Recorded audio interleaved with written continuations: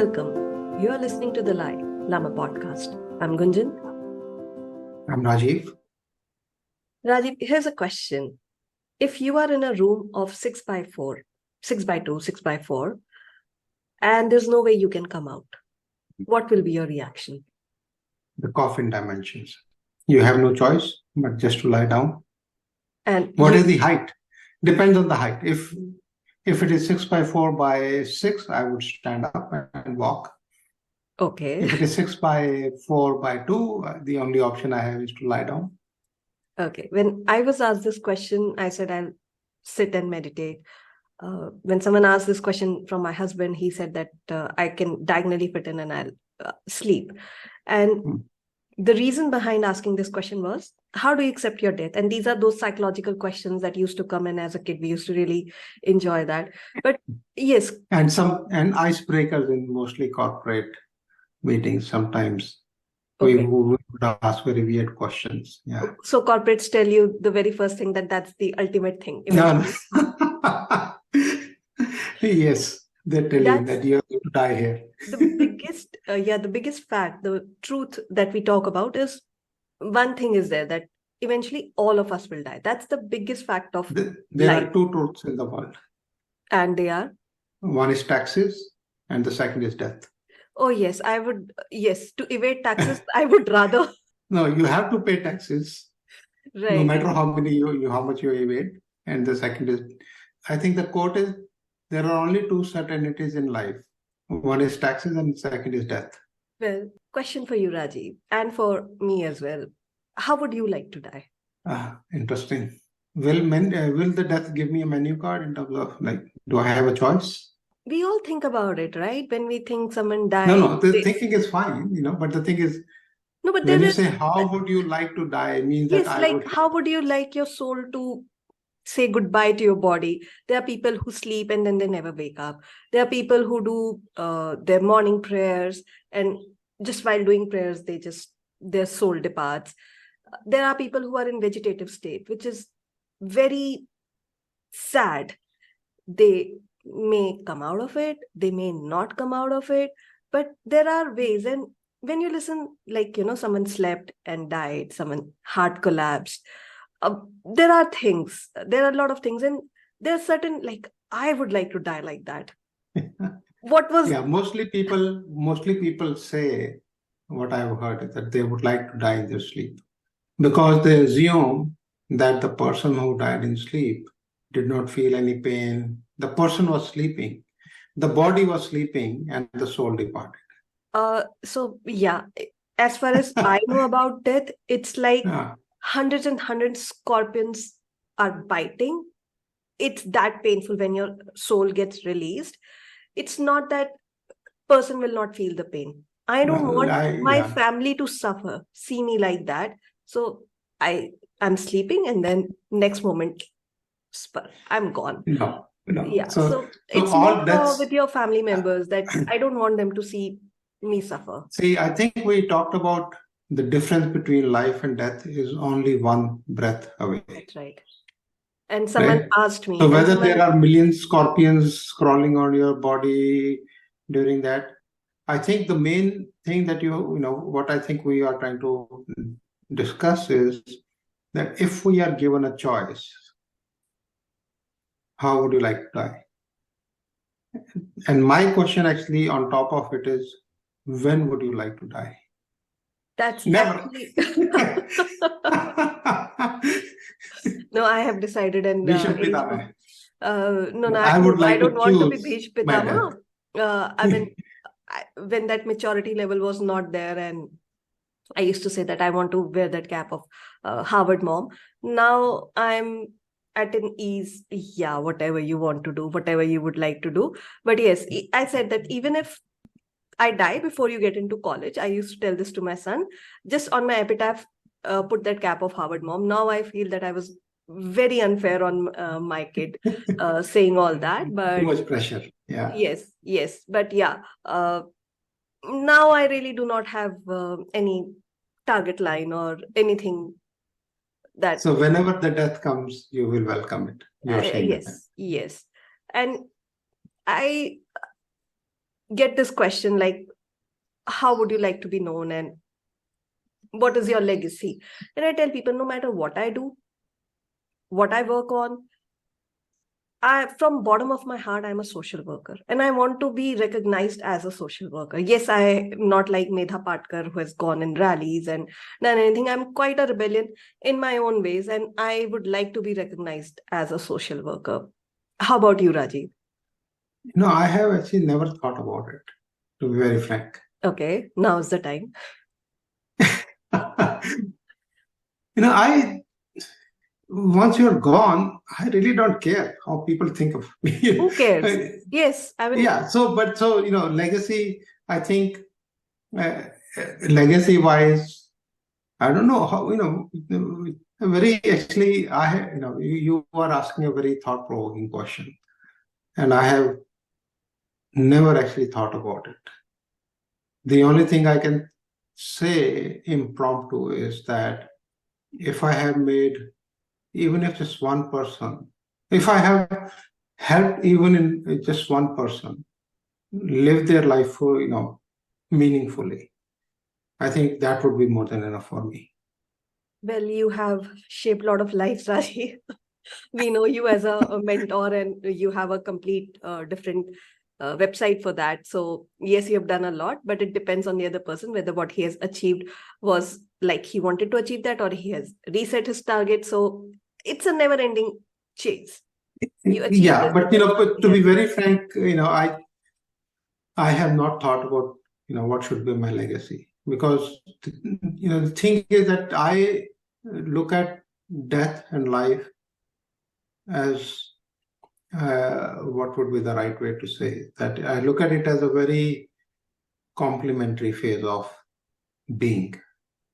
You cannot have life without death, and you cannot have death without life. That's right. You take one away, the second one ceases to exist. So for me, and actually, let me and maybe let me maybe give some background to my thinking, because I wrote about it in my book also, Conversations. I don't know if you remember the preface.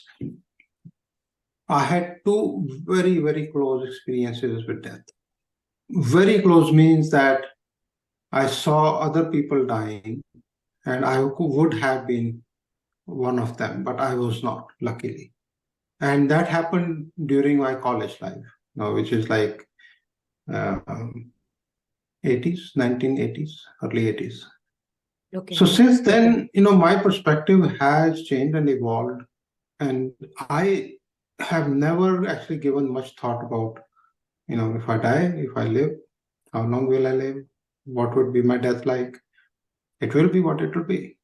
Yeah. I mean, there are a lot of companies who sell death and benefits of death. When you will die, someone else will reap those fruits and Inheritance, the wealth management. No, I'm talking about insurance companies who will sell death like, and yeah, same inheritance, wealth management.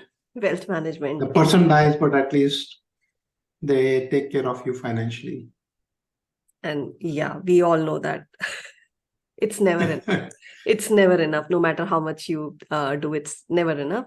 And on the other hand, sorry to interrupt you, but on the other hand, the De Beers and the diamonds and all the other, the industry that sells love tells you the life is not worth living without the other person. On the other hand, the insurance company says, well, if you die, take care of your, at least from the financial perspective. So yeah, a lot of different perspectives. Rajiv, there's a very famous quote, and I don't know by who. Listeners, please tell me, because my memory is really gone. And it goes like, most men die at 20, but are buried at 70. Yeah. And there's beautiful line by Mirza Ghalib as well. मुझे क्या बुरा था मरना अगर एक बार होता. Yeah, yeah.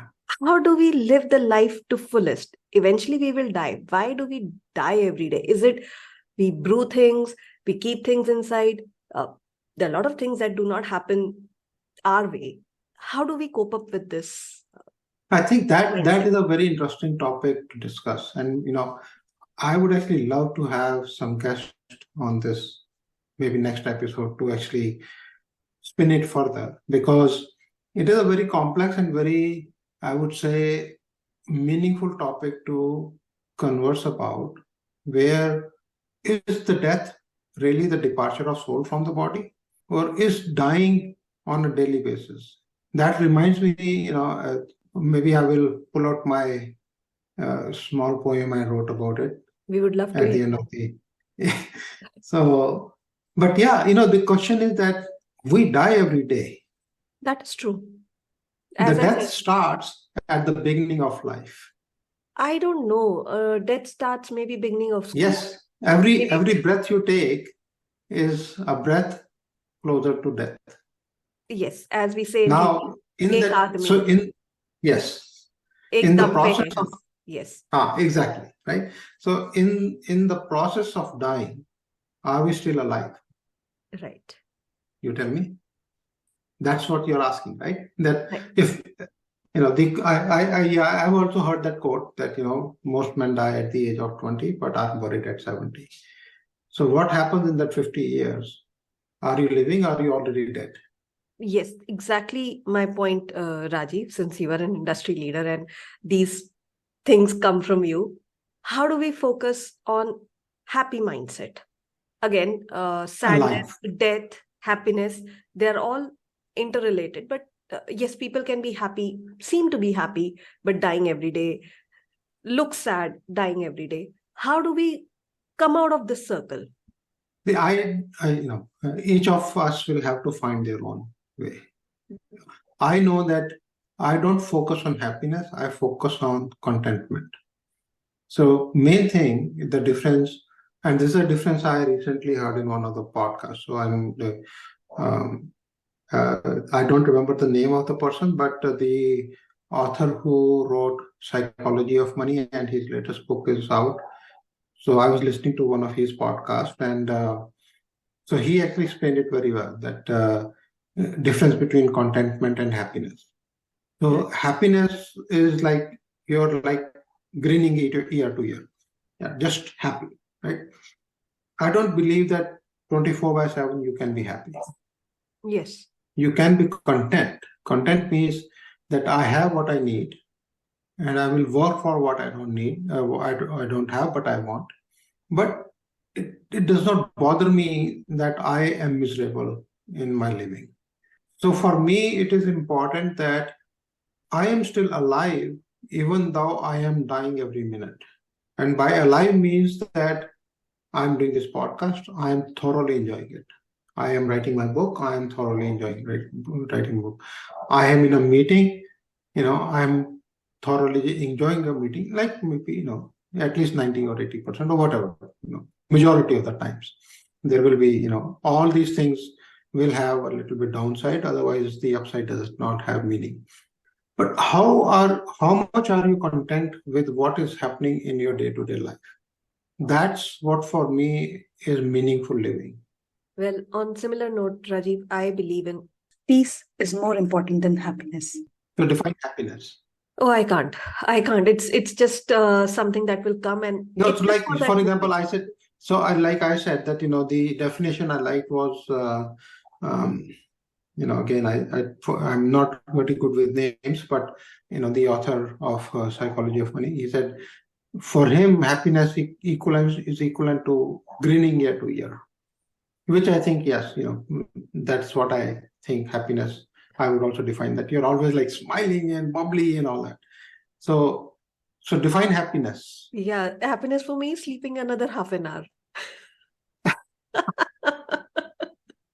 That half an hour will be very, very peaceful, and again, it eventually taking me to peace, unless until something is going on in my head that I have to finish this. So if I don't have to go to office, if I don't have to deal with the traffic, and I can sleep for another half an hour, yes, that's happiness for me. But then, as I said, it's very temporary. After half an hour, what? Everything is like that only, and then you're like, I could have pushed myself a little bit and should have gone to office, because everything will happen The day you're not in the office and your presence is required there, and then you are just breaking your head. Exactly. Yeah. So like happiness, today I had to run some errands, and during that 1 hour or 2 hours, I got so many pings that I did not get throughout the entire week. It was literally like everybody was waiting for that 1 or 2 hours when I was not at my desk, and ping, ping, ping, ping.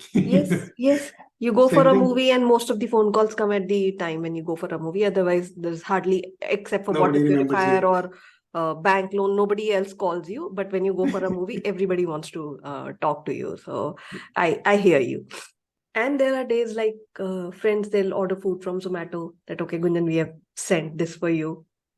I mean, and usually people know my preference at what I like to eat. I'm a very sorted person, what I eat, where I go. And I don't even look at the menu card. I know what I want to eat. And my friends will just, I love trying new food. It's not like that. But yes, my friends know my preferences and I'm not like, okay. So yes, that But is no, you have good friends. very I would love to sheer have. happiness. I would love to have that kind of friends who can just order something for me. But we are digressing. You were talking about what is happiness for you. What is quote unquote living for you? That's actually, again, as I said, I never thought about happiness. I always thought about peace, that I want peaceful life. Happiness is something, I've mentioned this earlier as well, that it is always in your hand. Even if you give a dream of yours to someone who you really love. For me, it's more of a peace. Happiness is I am targeting something, I get it. For that moment, I'll be happy. I'm preparing for maybe CAT, GRE, anything. If I get good score, I will be happy about it. Unhappiness, yes, the way my salary gets deducted from tax and everything, or you get good bonus, and then you are like, okay, so The you've got second of the one of the two certainty, yes, the tax yes. reduction So, and okay, so you've got the bonus, maybe salary will come in another 2, 3 days. And then they were like, no, this is salary and bonus. Everything is gone to the government. And where you feel very disheartened that, and then again, happiness, unhappiness. If I'm driving, roads are good, everything is seamless, I'll be happy that at least my tax money is getting used in a good manner. But if it is not, then I'll be surely unhappy about it. And we find out our ways how to. so what you're saying is that transitory things make you happy. I don't run after happiness, is what I'm trying to say. Okay. No pursuit of happiness, like we talked about in one of the Yes, episodes. I mean, yes, again, Either you I are have a happy or you're problem. not happy. I never realized it, but yes, I have a problem with that word pursuit. You're happy, you're not happy. And I am happy. Like, there's no reason. So then how do you define living? The topic we're talking, discussing is that We're discussing about death. death and living. We are discussing about death. Yes. How would you define living? What is living for you? When you find purpose of your life, that's actually when you start living. And Rajiv, those were very thought-provoking things when we recorded Pursuit of Happiness and we recorded Finding Purpose of Life. Still on a journey, it is going on. I very vaguely remember one of your stories, 4 eulogies, where Yes. you painted the character in a manner, and you did talk about the Great Himalayas, Yosemite. Yes. You're Yes, right. and NYC, are all-time. Actually. What was the the story thought for behind? Actually, let me give you the context because the story was based on that somebody has died, and then I wanted to paint the character through the 4 people who will speak on that person's death. So yeah. Well, I don't remember exactly who or what was the inspiration about that, but there are I wanted to paint a character, so I wanted to bring in something that would give impression about the person is playful but is like has a very global mindset, and you think like somebody who lives or wants to live. So there were I remember I used the quote by Ludwig van Beethoven, And so, for the listeners who don't know, it's a Western old composer, and I really loved this person's music, this composer, Beethoven's music, because he actually was going deaf. And the last symphony, which is the Beethoven's Ninth Symphony that he wrote, is one of the best symphony, but he never heard it. So now think, so that was, the one of the, thing that was about living versus dying, right? So the one of the senses is dead, but the music is so alive. Right. And he actually said in his last words were, "Applause, friends, the comedy is over." Yes. Very beautiful, the expression of how he, looked at life and death. And the character that you talk about, so I actually wanted to portray a similar kind of spirit. So, I mentioned that, the person wanted to be cremated, and, he had written in his will that the ashes would be divided in 4 equal parts and sprinkled over New York City, Yosemite in California, so contrast, and Himalayas in India and Serengeti in Africa. So I wanted to create that contrast, to give the impression about, the person or each of us are much, much broader than what we think we are. Well, Rajiv, the religion I follow, I'll be cremated, but I want to be buried under a big tree so that I can give that tree all the nutrients. I don't know how many trees I've planted. I really don't know. Maybe not even one. And because of whatever the reason is. But yes, this is what I would like to. This is what I want my family. So what makes you think that? What makes you think that even if you're cremated, you will not nourish the trees? You will be part of the life, part of the flow of the river. You will be the nutrients in that water, and that water will nourish trees. Yeah, I mean, but you want, okay, yes, but this is, I'm just pulling your leg. I got the gist what of you're saying. Right, yes. right. But yeah, Yes. this is something I wanted. I know it's not. You want to be part of the earth rather yes, than the and water. ashes are like the best pesticides. Even if you sprinkle it on the plants and everything, it will. You are still giving them nourishment. But this was something that I wanted. That yeah. But beautiful thought. Yeah. Beautiful thought. I don't know about the beauty. To be recycled. No, yeah, it is. See, I think we forget that we all are part of a closed ecosystem. Right. And I remember that there was a discussion I had with a friend of mine, very, very intelligent, guy, and a little digression from this topic, but, I want to bring it up because this is very relevant to the comment you were making. And this guy was very vehemently talking about, we are running out of water. And I said, tell me, since the earth was formed, has any drop left the earth's atmosphere? The water is still there. The only thing we need to know is how to manage it. Yes. We are part of the ecosystem. The day we actually realize that whether we cremate ourselves, whether we bury ourselves, we are still part of the same Earth's life cycle. Yeah, beautiful thought. Thanks, Rajiv, and thank you so much for your time. I would highly recommend our listeners to come on our show and have a discussion, a deeper discussion on this topic. We want a different perspective as well. Do log into our website, thelielama.com, THELIELLAMA. We'll be more than happy to host you. Thank you so much for listening. Over to you, Rajiv. Yeah, it will be really good if somebody wants to talk about this topic and we would want to invite the person.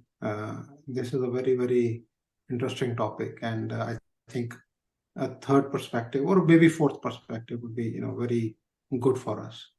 I actually have written few, I think, one of the poem in my book Conversations called Darkness that actually alluded to it, but I'm not going to read that because I have been mostly using my Hindi poems which are not published. So I'll use one of my Hindi poems. Please do. We feel more connected.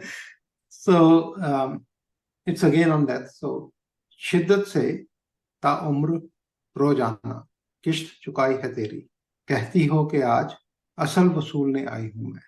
Rajiv, can you loosely translate it for our audience in Hindi only? So, yeah, it's a mix of Hindi, I think, Urdu, because I was in Punjab, so a lot of Hindi, Urdu gets mixed up. Right.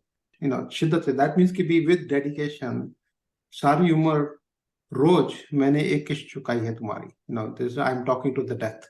So when I die, so I'm asking the death that, और अब तुम कहती हो कि असल वसूल करने आई हूं मैं. That means कि भी now you're going to take my soul. So I have been paying your debt all through life, but that was the interest on the loan I took. And I don't know when we'll realize this, but yes, sooner the better. And then we can start living. Yes, then we can start living well. Yeah. Thank you so much for sharing that piece with us. Thank you.